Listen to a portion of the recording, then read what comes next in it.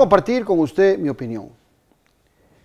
Conocer lo que pasa en todo el mundo hoy en día es fundamental. Saber qué sucede en ese vecindario global es determinante, pero lo es más aún saber qué pasa en nuestros vecinos más cercanos.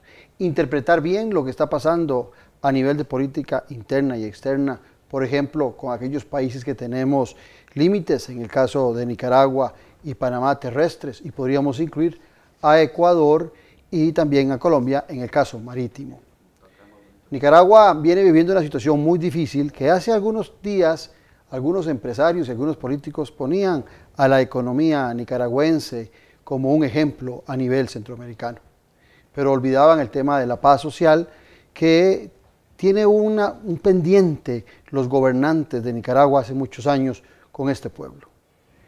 El reflejo de lo que pasa en Nicaragua tiene que ser muy importante para saber cómo actuar no solamente con el vecino, sino para no cometer esos errores, porque en ocasiones interpretamos la democracia como el hecho de ir a votar, o por qué no, interpretamos la democracia como la posibilidad de un gobierno corporativo entre empresarios y gobernantes, y olvidamos la gran sustancia que tiene que tener una democracia, que es la ciudadanía, que es el pueblo, que es quien se beneficia o quien padece más las malas decisiones. Esta es mi opinión.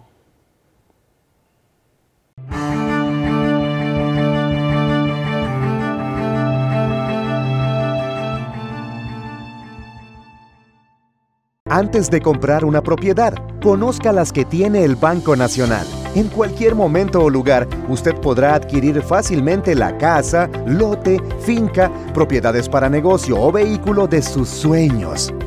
Solo tiene que descargar la aplicación o visitar el sitio web www.bnventadebienes.com. Ahí encontrará excelentes condiciones y beneficios. Banco Nacional. Juntos somos progreso.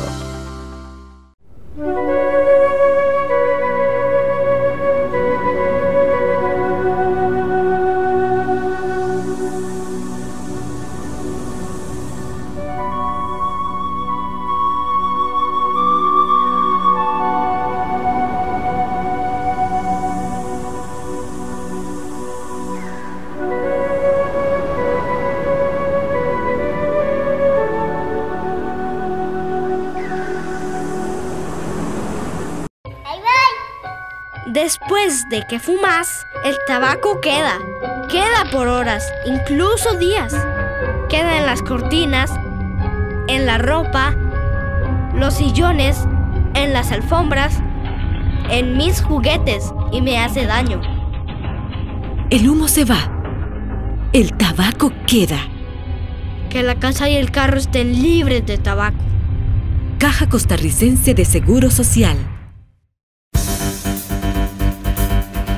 Conoce más de la política, sociedad y economía de Costa Rica y el mundo. Café y Palabras, lo que hay que escuchar del acontecer nacional con el politólogo Claudio Alpizar. Café y Palabras, porque la política sí importa. De lunes a viernes al ser las 10 de la mañana por CRC 89.1 Radio. Club Unión, distinción y elegancia desde 1923. Ofrece almuerzos o cenas empresariales con la mejor atención, acompañados de un ambiente lleno de elegancia. Además, contamos con 6 salones, un restaurante, un bar, el lobby principal y otros espacios que se ajustan a tus necesidades. Estamos ubicados en el centro de San José, entre avenidas Primera y Tercera, en calle 2, frente al edificio del Correo Central. Más información al 2257-1555. Club Unión. Privacidad y confort. Somos parte de la historia de Costa Rica.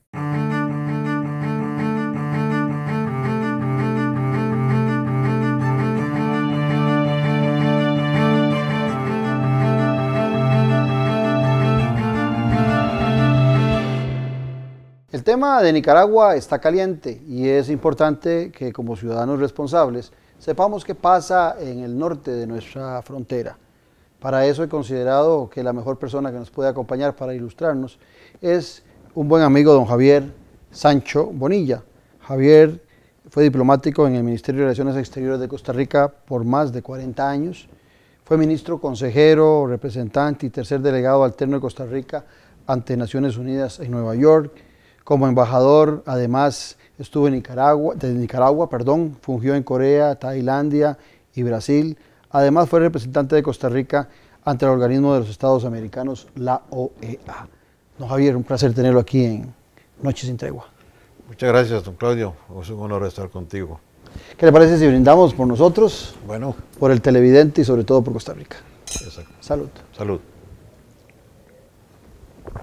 Don Javier, usted con vasta experiencia llega a ser embajador en Nicaragua, no llega en su primera misión diplomática, sino que ya llega más bien para hacer el cierre de su carrera, de esos 40 años, y llega en el 2012 a Nicaragua en el gobierno de Laura Chinchilla, ¿verdad? Si mal no recuerdo. Correcto. ¿Qué Nicaragua encuentra usted? Porque uno podría ser muy livianito y decir o pensar que todo surge ahora, pero no, esto es un proceso largo. ¿Cómo encuentra usted a esa Nicaragua en el 2002, ya con varios años de estar Daniel Ortega en su segundo mandato, en su segundo largo periodo en Nicaragua como presidente? ¿Cuál es la situación que usted percibe ya ahora, no como diplomático, sino como un ciudadano del mundo? ¿Qué encontró? ¿Cómo encontró esa Nicaragua? Bueno, llegué en julio del 2012, cuando habían transcurrido justamente 2 años que no teníamos un embajador residente en Managua.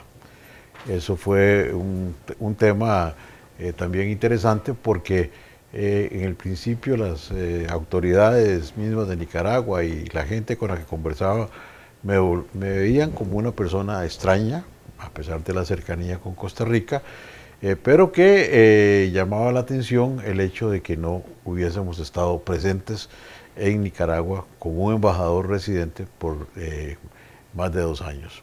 Llegué y encontré una Nicaragua realmente en aquel momento con algo de optimismo de lo que venía hacia el futuro.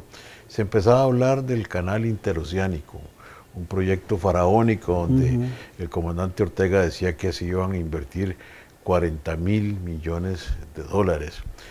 Luego también se hablaba de una refinería Simón Bolívar con fondos de Venezuela, también de una represa hidroeléctrica llamada Tumarín con fondos de Brasil. Pero todos eran ilusiones. Y había mucho apoyo del ALBA y con un Lula fuerte, con un Chávez fuerte. Con un Chávez fuerte, con mucha cooperación, entrándolo así a chorros a Nicaragua del petróleo venezolano y creándose una serie de empresas como Albaniza, Alba Nicaragua, Sociedad Anónima, que se maneja hasta el día de hoy como una caja chica del Estado, donde las personas que están ahí son de toda la confianza del gobierno y especialmente de la pareja presidencial. Encontré algún optimismo en el pueblo nicaragüense. Sin embargo, encontré una Nicaragua ya cambiada, una Nicaragua apuntando hacia otros derroteros y lamentablemente apuntando ya desde ese momento hacia crear una dictadura férrea, que es lo que estamos viendo ahora en Nicaragua. Usted tuvo, aparte de la oportunidad de conversar con el presidente y el comandante Ortega al momento de sus credenciales, ¿algún otro momento de intercambio como para hacer una lectura de ese presidente en un segundo mandato? Y me refiero a un segundo mandato estos últimos 11 años, partiendo de la primera vez que anteriormente había sido presidente. ¿Encuentra usted qué tipo o qué, desde el punto de vista, yo sé que no es usted psicólogo ni nada por el estilo, pero ¿cómo es esa personalidad? ¿Quién es ese hombre, Daniel Ortega? Bueno, cuando yo llegué a Managua estaba comenzando ya su segundo mandato, ¿verdad? Segundo mandato de ese segundo periodo largo. Exactamente. Porque él es electo la primera vez en el 2007 y luego vuelve a ganar las elecciones en noviembre del 2011 y asume en enero del 2012. Entonces él está comenzando ese nuevo periodo. Tuve que esperar varios meses para presentar las credenciales, algo que en diplomacia pues es inaudito, ¿verdad? Porque hacer esperar a un jefe de misión de alguna forma representa una manera de... Una grosería. Una grosería, pero también es un mensaje, ¿verdad? De molestia, etcétera. Aunque quiero decir que a mí me dieron el beneplácito cuando se pidió aquí en San José, yo en aquel momento era director de protocolo, lo recibí en 24 horas, me dijeron que me aceptaban como embajador. Pero al presentar las credenciales al presidente sí me mantuvieron por varios meses esperando. Fue muy curioso porque también habían embajadores que habían llegado antes que mi persona y que ya les habían recibido las credenciales antes que a mí. Y también cuando se convocó credenciales, estando ya yo en Managua, no me convocaron a mí. Yo llamé, recuerdo, al director de entonces del protocolo de Nicaragua y le reclamé de buena forma, le dije que pues que eso no era bien visto en diplomacia, que yo iba a informar a mi gobierno porque consideraba que era una grosería, y así lo informé, que sentía que era una grosería. Inclusive me dejaron esperando hasta que llegó el embajador de Venezuela y el nuncio apostólico de entonces, que ya no está en Nicaragua en este momento, y ahí fue cuando me recibieron las credenciales. A pesar de que ellos habían llegado mucho después que yo, le recibieron primero las credenciales al embajador de Venezuela y al nuncio apostólico, lo cual yo como diplomático podría aceptar incluso porque el nuncio apostólico, en el caso del nuncio, porque el nuncio apostólico de su santidad es el decano del cuerpo diplomático, no así el embajador de otro estado que estamos en iguales condiciones. Pero bueno, había que entender ahí, esa es la lectura que como diplomático uno tiene que hacer, de que, bueno, Venezuela, la importancia política para Nicaragua, la cooperación venezolana que entraba en ese momento a raudales, el petróleo, etcétera. Y además de eso, pues un mensaje político que nos estaban haciendo llegar a nosotros, todo lo cual pues yo informé también a nuestra Cancillería, como corresponde hacerlo a los diplomáticos. Pero bueno, el encuentro con el presidente Ortega, yo pienso que él estaba en aquel momento un tanto tenso al recibirme. Fue un saludo cordial, mi discurso fue muy propositivo. Yo le abrí una ventana al presidente para que pudiésemos en un futuro tener una mejor relación, para que pudiésemos sentarnos a conversar. El tema estaba caliente por Calero. Estaba justamente.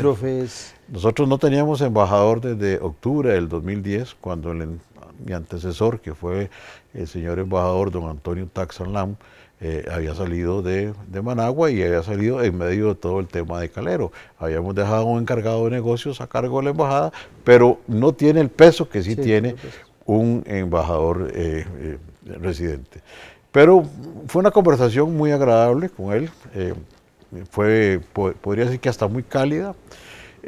Yo le manifesté al presidente que nosotros reconocíamos en Costa Rica el aporte a nuestro desarrollo económico por parte de los migrantes nicaragüenses que viven con nosotros, como también ellos deberían de reconocer ese aporte de los migrantes nicaragüenses a la paz social de Nicaragua, por el tema de las remesas que reciben. El año pasado fueron 300 millones de dólares. Y el tema del desempleo que se les alivia. Exactamente, se les alivia el tema del desempleo, la gente no está debajo de los semáforos en la carretera más allá vendiendo naranjas, sino que está aquí en San José. O sea, tienen una gran ventaja ellos también con la migración. Además, ellos nunca se han preocupado por sus migrantes. Entre más gente se les vaya a los sandinistas, más se les alivia la carga. Más se les alivia la carga y saben que están a la par, que están en un país como Costa Rica, pues que les da educación, que les da salud y que les ofrece las oportunidades que ellos no les dan a sus ciudadanos. Inclusive muchas veces vemos en Costa Rica, vemos en San José a personas de alto nivel de Nicaragua, políticos como Arnoldo Alemán, que vienen a disfrutar a Costa Rica de la democracia costarricense que ellos le niegan al pueblo de Nicaragua. Entonces, para contestarte la pregunta, Claudio, fue muy cordial el encuentro con él, también con la señora Rosario Murillo. Conversamos y dialogamos, le expresé ya fuera de foco, porque la presentación de credenciales se transmite en vivo por todos los canales y radioemisoras del Estado. Y tenés una batería de periodistas al frente con cámaras, etcétera. Y ya la llegada tuya era de las más importantes por el mismo conflicto limítrofe que teníamos y con Calero y demás. El embajador de Costa Rica en Managua está al mismo nivel que el embajador de los Estados Unidos, o que el embajador de la Unión Europea, o que el nuncio apostólico de su santidad. Ese es el nivel, ¿verdad? Ellos nos ven así y somos, en eso estamos muy claros de que nosotros para Nicaragua seguimos siendo un país muy, muy importante, ¿verdad? Ahora bien, aquí en Costa Rica, durante mucho tiempo, se oía uno a los empresarios y a muchos políticos alabar mucho el crecimiento económico de Nicaragua.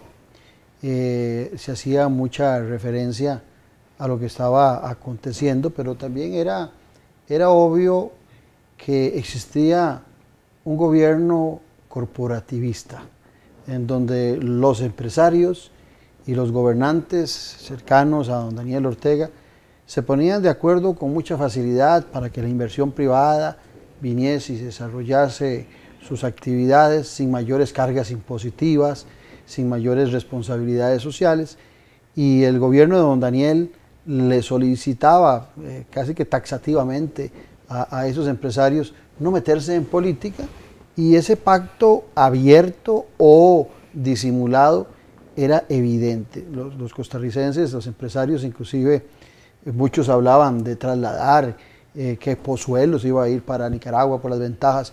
Jamber, bueno, con Jamber ya nos dimos cuenta que el tema de irse andaba por otro lado, pero había mucho tema de una evolución, de una admiración hacia un régimen que a todas luces se sostenía en el gobierno, de alguna manera disimulando con procesos electorales, como se hace en muchas ocasiones, pero que era muy dictatorial.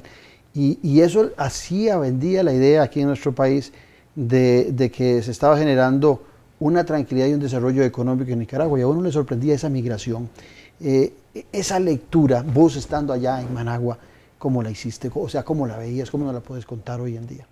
Bueno, a las pocas semanas de haber llegado a Managua, tuve oportunidad de cenar con un importantísimo empresario de Nicaragua, con inversiones, incluso aquí grandes inversiones en Costa Rica, quien muy gentilmente me hizo toda una historia de esta relación que se estaba ya más que forjando, ya estaba muy amasada entre lo que es la empresa privada y el gobierno sandinista.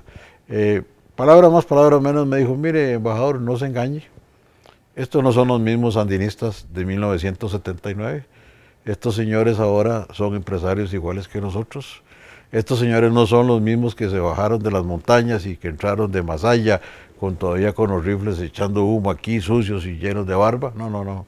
Estos son empresarios ahora son empresarios. Y hemos hecho pues algún arreglo con ellos, lo cual a mí me sonaba un poco extraño en mi mentalidad de costarricense. Hemos hecho arreglos con ellos para convivir tranquilamente. Y entonces me explicó: nosotros no nos metemos en sus temas políticos, ellos no se meten en nuestros temas políticos. Estamos entusiasmados, me dijo, me acuerdo que usó esa palabra, entusiasmados, porque están trayendo inversión, están promoviendo inversión. Ahí está otro comandante histórico, que es Bayardo Arce Castaño, que es el que se encarga de traer las inversiones. Está también una oficina importante que tenemos en Hong Kong para atracción de inversiones, etcétera.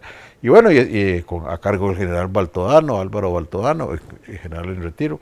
Y estamos haciendo cosas con ellos. Y estamos contentos porque las cosas se están moviendo y creo que puede resultar bien.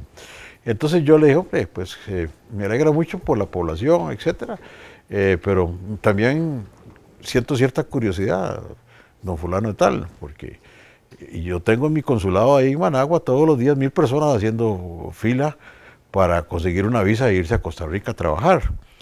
Entonces se sorprendió mucho. ¿Son tantos los 1000? Digo: sí, claro, son más de 1000. Bueno, me dio unas explicaciones ahí que no me convencieron mucho. Uno espera una economía creciente, espera generación de empleo. Pues claro, por supuesto. Entonces no me supo explicar ese fenómeno de por qué yo tenía todos los días, de lunes a viernes en el consulado, 1000 personas haciendo fila. Entonces, para pedir una visa en Managua, y tenía 500 en Chinandega. Ahora eso se ha bajado un poco porque tenemos un sistema que se instaló durante el ejercicio del cargo mío allá, de call center, que trabaja muy bien, y la gente pide una cita y ahora podemos ir dosificando cuántas solicitudes de visa. En estos momentos estamos dando entre 400 y 500 diarias en Managua, y unos 150, 200 visas diarias en Chirandega, lo cual nos da un promedio diario de 600 visas de gente que viene a Costa Rica, que viene con visa. Esa gente viene legal. Porque hay 73 o más puntos ciegos, me decía a mí los compañeros de entonces de la Fuerza Pública, que la gente que pasa sin visa, sin papeles, ¿verdad? Que son cuadros dramáticos también. Lo estaba leyendo hace unos días en la prensa, cómo están pasando mucha gente a Costa Rica que viene huyendo, que viene sin documentos, y que ahí vienen niños también, vienen gente que cuando los detiene la Fuerza Pública o Migración, pues piden casi que por clemencia que los dejen pasar, porque vienen a trabajar, a buscar el sustento de sus familias, algo que en Nicaragua pues es imposible. Ese es el otro tema, porque primero te pregunté sobre el poder, sobre Ortega, y ahora te preguntaba sobre los empresarios, pero vamos al otro nivel.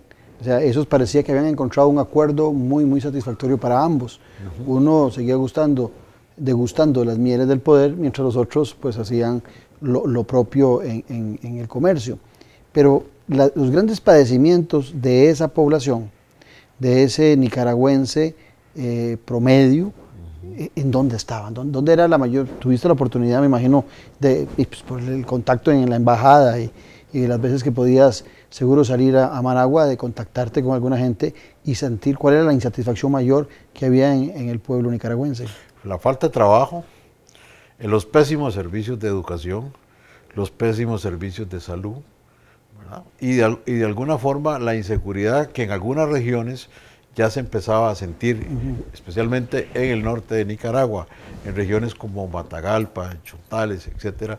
Ya inclusive ahí se empezaba a hablar de que habían grupos que el gobierno los llamaba de delincuentes, delincuenciales, y que estaban trabajando para el narcotráfico, pero que inclusive autoridades de la Iglesia Católica, en algún momento a varios embajadores que fuimos a Matagalpa y nos reunimos con el obispo Rolando Álvarez, nos confirmaron de que eran gente que estaba peleando contra el gobierno y que el ejército incluso iba hasta esos lugares y trababa combate con esas fuerzas digamos, de gentes que estaban armados, ¿verdad? Que interesante, porque entonces me estás hablando de que ya habían, sí, que ya habían algunas fuerzas armadas opositoras al orteguismo, por llamarlo de alguna forma, dentro del marco de esa insatisfacción social. Sí, claro.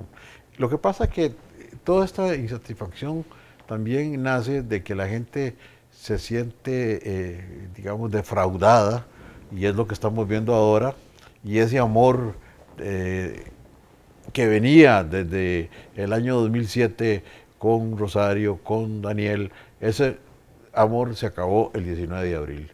La gente despertó. ¿Qué papel? Porque cuando vos llegás la encontrás a ella como primera dama, y después ya tu salida, si no me equivoco, ya es vicepresidente de la República. ¿Qué papel juega ella? ¿Es tan determinante, como se dice, la figura de doña Rosario, o es por lo que se dice, por la enfermedad que padece Daniel Ortega, que ella tiene mayor protagonismo, o realmente el poder de ella es real y es vigente? No, el poder de ella es real, es vigente, y es el poder detrás del trono. Ella es una persona que conoce absolutamente todo lo del gobierno, que resuelve todas las cosas, que autoriza cosas que serían, por ejemplo, impensables para nosotros.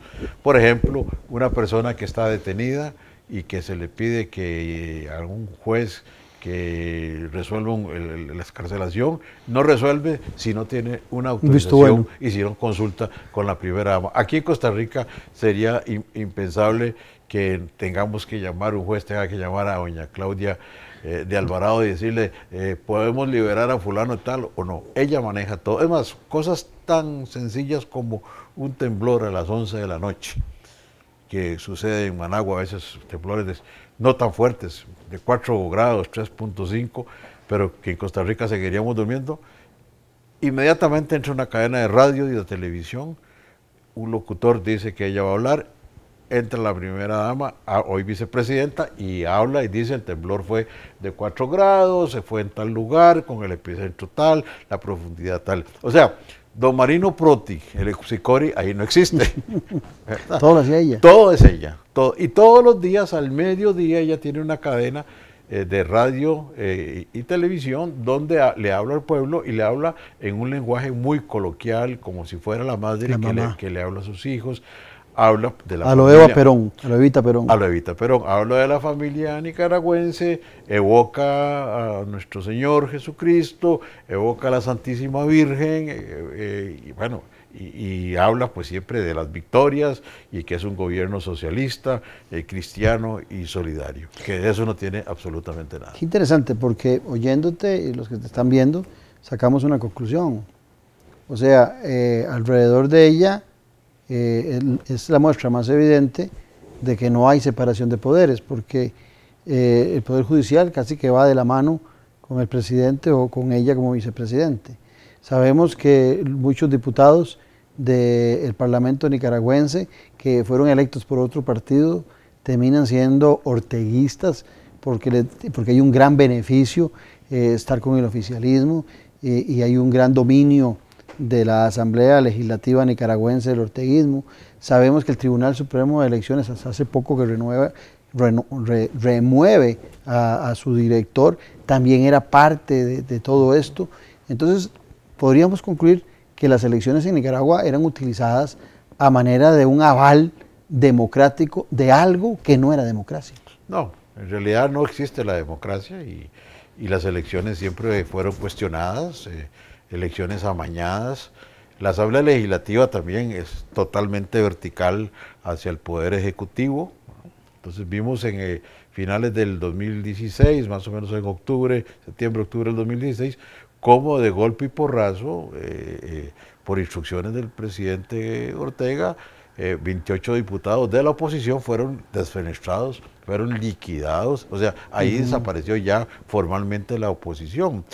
Inclusive tuvimos casos de costarricenses detenidos y torturados en el Chipote durante mi gestión, y yo fui a hablar con un alto magistrado de la sala penal y él tranquilamente me dijo, bueno, mire, muy bien, déjeme todo, voy a verlo, pero yo tengo que consultar, ¿verdad? Y le dije yo, ¿pero qué va a consultar? Usted es el juez, usted resuelve. Me dice, bueno, es que como es costarricense, entonces ahí uno dice, bueno, pero ¿cómo es posible que esto sea así? Entonces todas las cosas siempre se consultan arriba. No se decide nada mientras ella no lo autorice. Hay una estructura paralela. Inclusive yo digo que ella decide y después le puede decir al comandante Ortega, decidí tal cosa. Le informa. Informa, exactamente.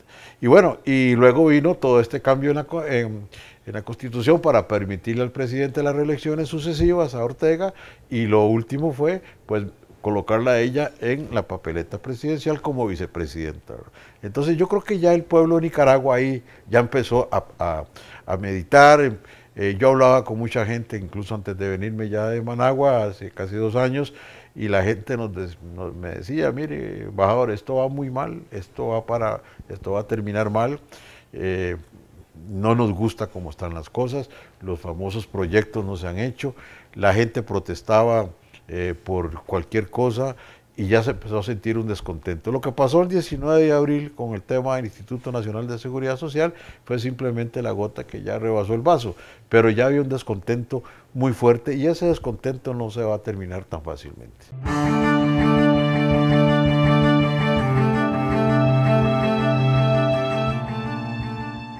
Antes de comprar una propiedad, conozca las que tiene el Banco Nacional. En cualquier momento o lugar, usted podrá adquirir fácilmente la casa, lote, finca, propiedades para negocio o vehículo de sus sueños. Solo tiene que descargar la aplicación o visitar el sitio web www.bnventadebienes.com. Ahí encontrará excelentes condiciones y beneficios. Banco Nacional. Juntos somos progreso.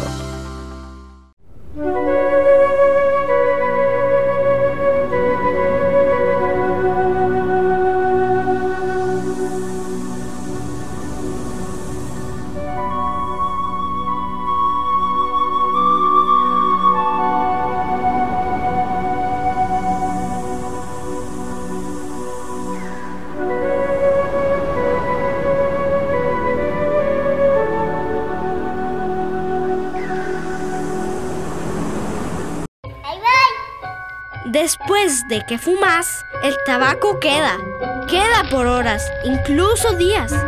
Queda en las cortinas, en la ropa, los sillones, en las alfombras, en mis juguetes y me hace daño. El humo se va. El tabaco queda. Que la casa y el carro estén libres de tabaco. Caja Costarricense de Seguro Social. Conoce más de la política, sociedad y economía de Costa Rica y el mundo. Café y Palabras, lo que hay que escuchar del acontecer nacional con el politólogo Claudio Alpizar. Café y Palabras, porque la política sí importa. De lunes a viernes al ser las 10 de la mañana por CRC 89.1 Radio. Club Unión, distinción y elegancia desde 1923. Ofrece almuerzos o cenas empresariales con la mejor atención, acompañados de un ambiente lleno de elegancia. Además, contamos con 6 salones, un restaurante, un bar, el lobby principal y otros espacios que se ajustan a tus necesidades. Estamos ubicados en el centro de San José, entre avenidas Primera y Tercera, en calle 2, frente al edificio del Correo Central. Más información al 2257-1555. Club Unión, privacidad y confort. Somos parte de la historia de Costa Rica.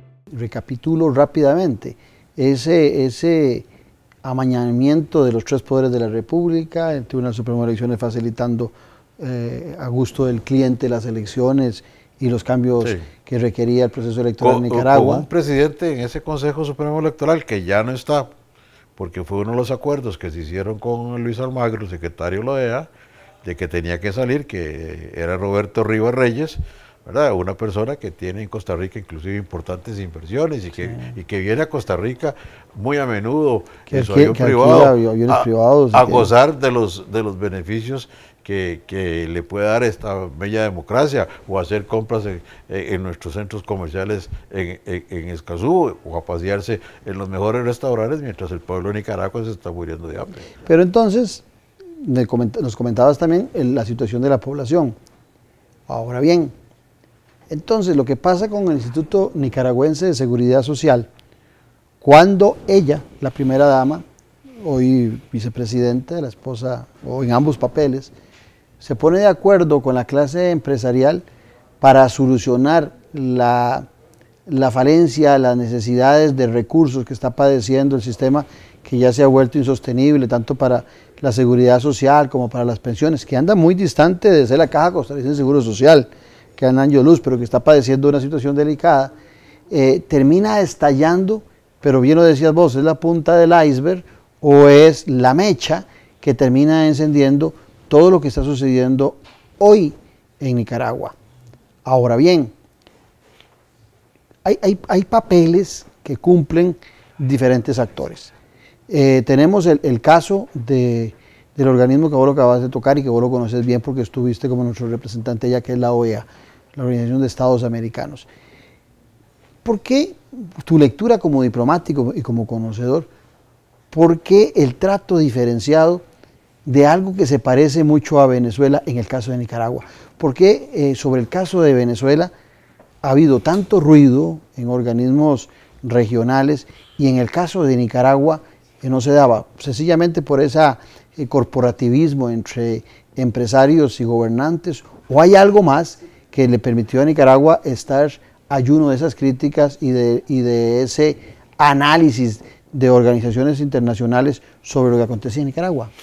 Yo creo que un poco el secretario Almagro ha vivido engañado, por decirlo de alguna forma, porque durante los últimos 2 años en que él ha estado haciendo esfuerzos para que las cosas en Nicaragua se enderecen, estuvo reunido con el presidente Ortega varias veces también, ha enviado misiones a hablar con el presidente Ortega, con gente del gobierno, han tratado de ajustar algunas cosas internamente. Creo que él tenía la ilusión o tenía la impresión de que las cosas iban a salirle bien. ¿No sería que no quería 2 frentes? es muy posible que no quisiera tener dos frentes o que quisiera consolidar la posición de la organización en un frente más complejo, digámoslo para ellos, que es Venezuela, un país mucho más grande, con muchos mayores intereses, etcétera, y que no quisiera desgastarse con Nicaragua. Me dicen incluso que esta resolución, colegas diplomáticos de otros países, no de Costa Rica, que están en Washington, con los que he hablado, y en la OEA, también me han dicho que esta resolución que salió ahora hace unos días en la Asamblea General de la OEA, a inicios de este mes de junio, esa resolución se dio también por un muñequeo de tener algo sobre Nicaragua, pero no desgastarse en buscar más votos para este tema, sino hacerlo como de consenso, preparada por Estados Unidos y por Nicaragua, para no debilitar la posición con Venezuela. Pareciera que el secretario general está más enfocado hacia Venezuela. Veamos cómo también el secretario general convocó a expertos, a 3 expertos para una comisión que estudió los casos de Venezuela y que está llevando a Venezuela a la Corte Penal Internacional. Dicho sea de paso, en esa comisión de expertos está un costarricense que es don Manuel Ventura Robles, quien ha sido juez de la Corte Interamericana de Derechos Humanos, y también hay otra persona más de Uruguay y otro de Estados Unidos. Pero ahora que me tocas el tema de los Estados Unidos, también no solo la OEA parece que ha estado en una sintonía más suave con Nicaragua, sino que también los Estados Unidos de América. ¿Serán los intereses económicos que son fuertes en los Estados Unidos, el mismo Canadá con la explotación del oro y demás en Nicaragua, que ha tenido a potencias del continente un poquito más dóciles o más calladas, a sabiendas de que, por ejemplo, en el caso de Venezuela sufrieron mucho los empresarios de esos países al ser sacados del juego económico? ¿Es tan fuerte la relación con estas naciones que también pudiera uno interpretar que hay un beneficio por esa relación económica hacia Nicaragua?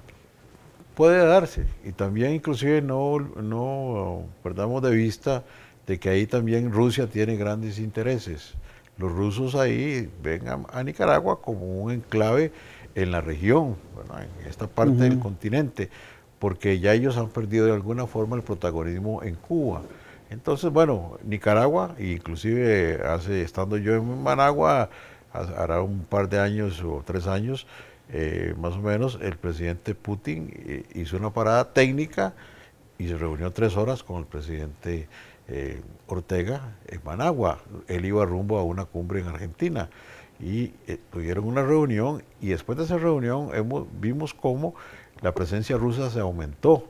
Inclusive se construyó una importante edificación para temas de drogas, que en Nicaragua todo el mundo dice que eso es lo menos que está haciendo Rusia. Entonces hay un juego ahí también de potencias, ¿verdad? Que uno dice, bueno, aquí hay también otros intereses. Más recientemente, en estos días, se ha dicho incluso que los Estados Unidos están buscando también alguna solución para que Ortega entregue el poder de una forma pacífica y no haya un mayor derramamiento de sangre. Eso se está hablando, inclusive el senador Crocker, un republicano de los Estados Unidos, envió un emisario especial a hablar con el presidente Ortega y con doña Rosario, por supuesto, para negociar alguna salida a este tema. Lógicamente también ahí la empresa privada tiene un juego importante, porque ellos han sido los socios a través del COSEP, el Consejo Superior de la Empresa Privada, de Daniel y del gobierno de Ortega, ¿verdad?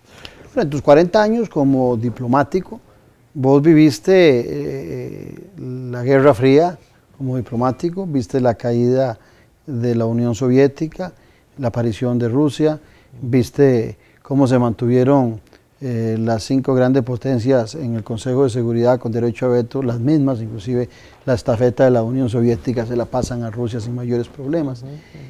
En ese marco que me estás llevando ahora, ya la lucha de la misma China, que se vende todavía hoy en día como comunista, pero yo creo que es muy pragmática, la China en su ejercicio de la política y no se inmiscuye en los problemas internos de otras naciones.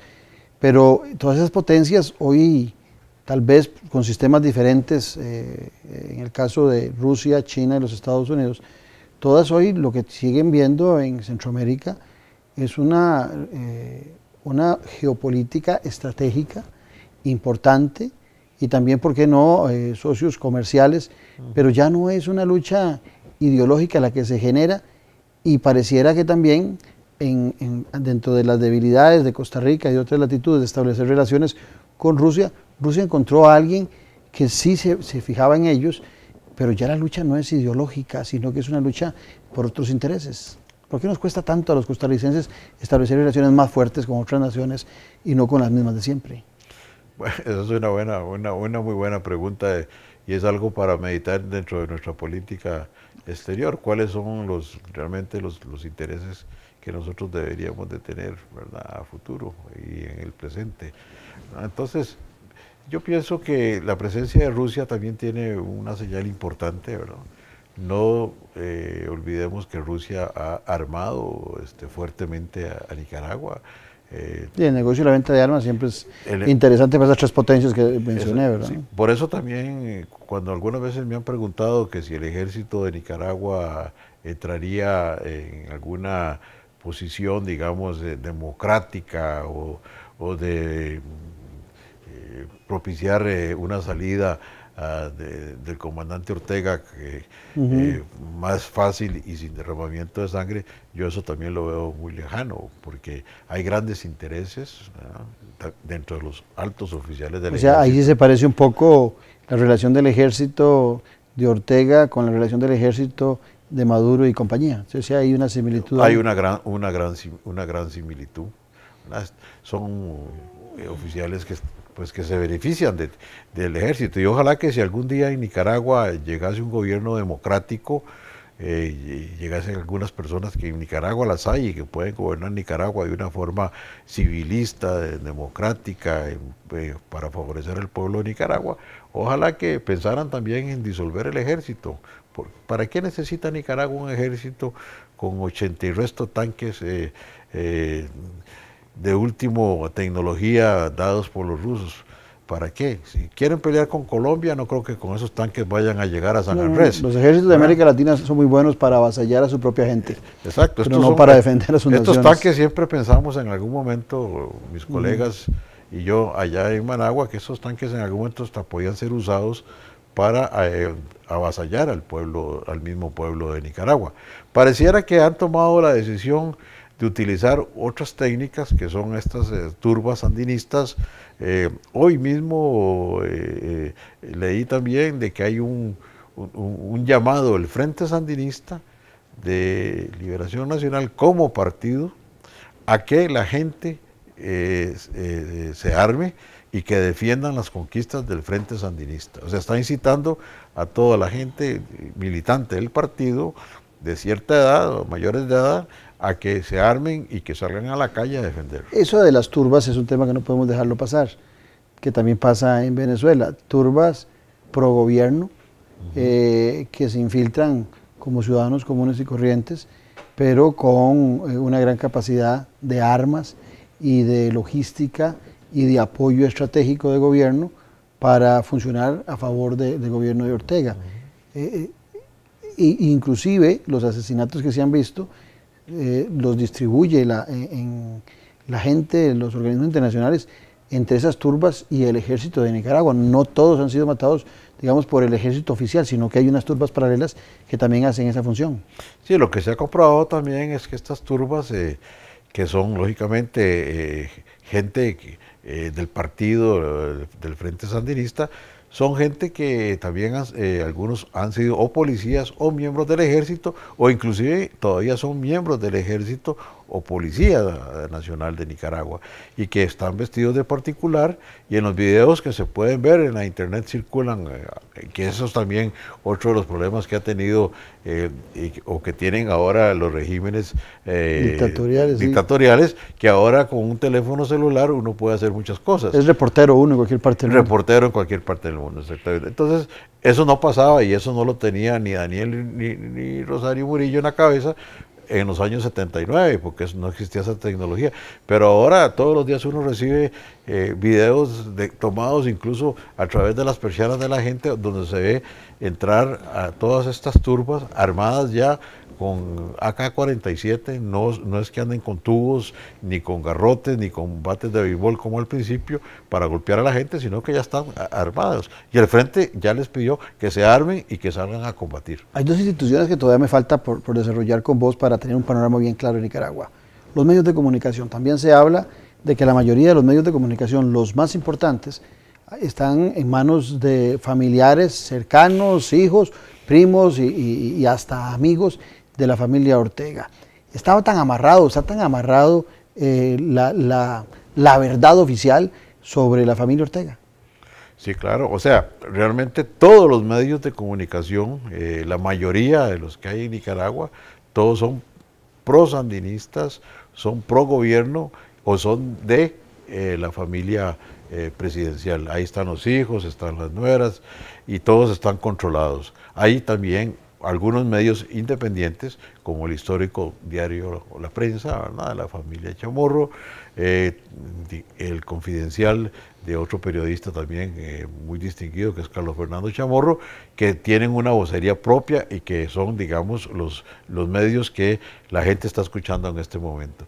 También hay otro canal 15 de televisión, que es 100% Noticias, que está, después de que fue golpeado y avasallado, fue muy pro-sandinista su director Miguel Mora, pero ahora está totalmente de frente contra el régimen de Ortega. Pero el control es un control total.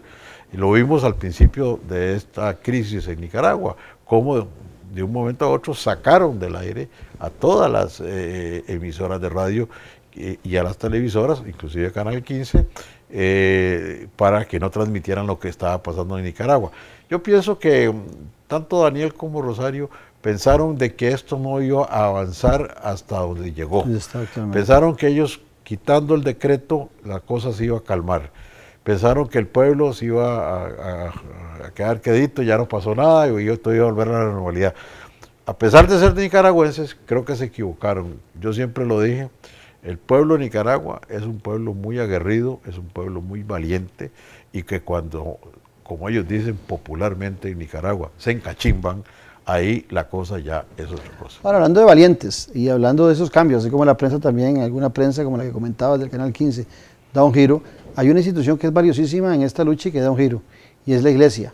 Cuando uno se acuerda del cardenal Obando y Bravo, muy acomodado con el poder, con discursos muy a favor del poder, y ve, yo estoy realmente sorprendido de ver sacerdotes, obispos y demás en Nicaragua, con una actitud que inclusive en las marchas, en las más rudas, han estado en primera línea, no empujando solo al ciudadano que camine, sino que ellos han ido adelante de esas marchas y han tenido discursos que a mí realmente me impresionan en relación de cómo la iglesia también en determinados momentos de insatisfacción social, de injusticia social, puede tener un papel protagónico de denuncia con un respeto de la ciudadanía y con un temor de quienes gobiernan de atacarles.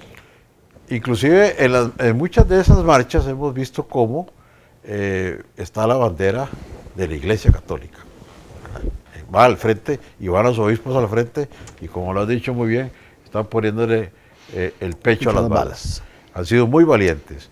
Especialmente resalto al cardenal Leopoldo Brenes, a su obispo auxiliar, a Silvio José Báez, extraordinaria persona, un hombre que quiere muchísimo a Costa Rica. Tuve con él muchas conversaciones y es un hombre muy valioso e inteligente y ha sido muy, pero muy valiente. También Rolando Álvarez, el obispo de Matagalpa. La iglesia ha jugado en este momento un papel fundamental.